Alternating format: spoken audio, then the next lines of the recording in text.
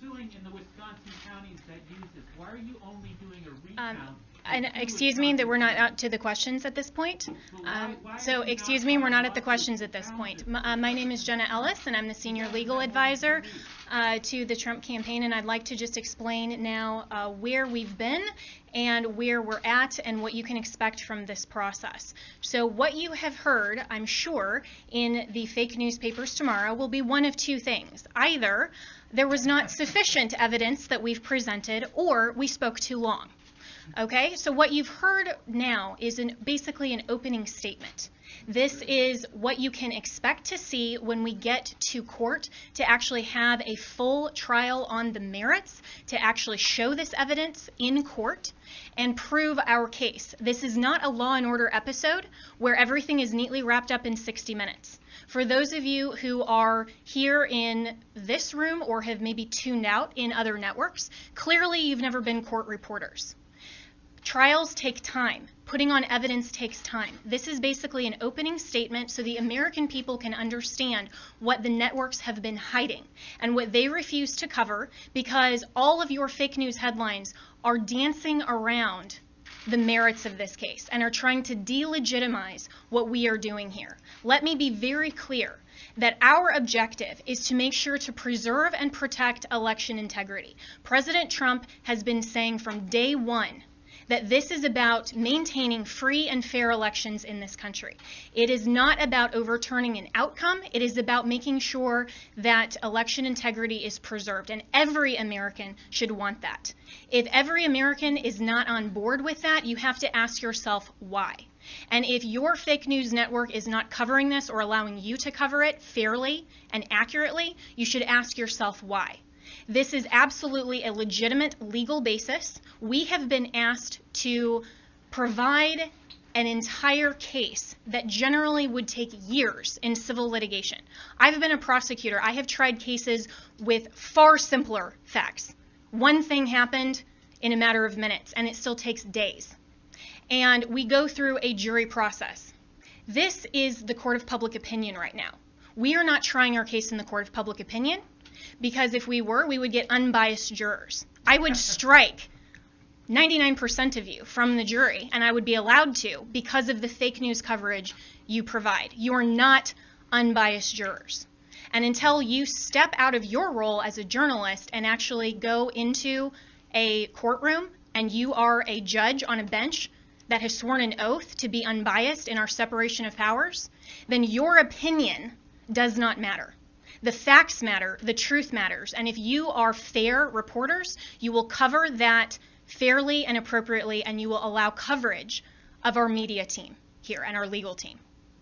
That is absolutely shocking that all you cover are around the margins, and I've seen all of you taking pictures right now, and I can anticipate what your headlines are going to be. If you are not willing to talk about the evidence that has been presented, then that is absolutely unacceptable for journalistic standards. This is an opening statement. This is something where we have told you what the evidence will show, and we have given you a brief description. That happens in a courtroom all the time, where that's not the fact-finding process. That is just an overview.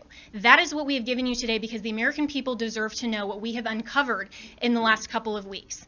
Remember, this is such a short time frame.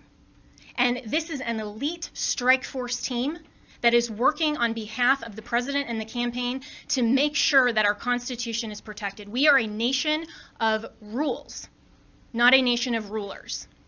There is not someone that just gets to pick who the next president is outside the will of the American people.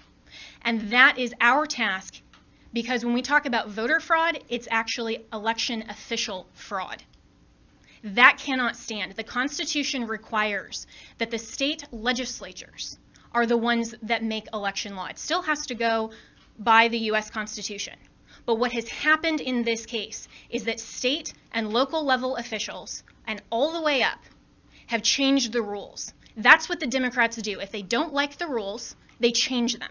And they change them at the last minute. They manipulate them. They want to tear down our American system. Our founders were so brilliant that they anticipated this, that there would be corruption, there would be foreign influence, there would be attempts to manipulate the outcome of the election, especially with who they called our chief magistrate.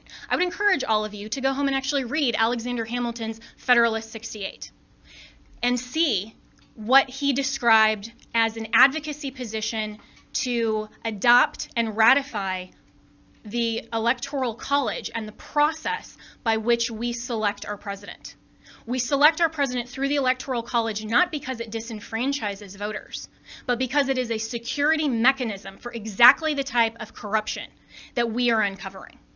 And every American should be grateful and thankful that our founders had the foresight to put in those protections and provisions to make sure that your legitimate legal vote is not disenfranchised. That is what we are advocating for. We want to make sure to protect election integrity, and your president, President Trump, we are so proud that he is in this fight because he understands that when he swore his oath of office, he swore an oath to uphold and defend the United States Constitution. That is what he is doing. And that is what we are doing. We are confident that through this multiple pathway to victory, we will get to the actual outcome that the evidence shows.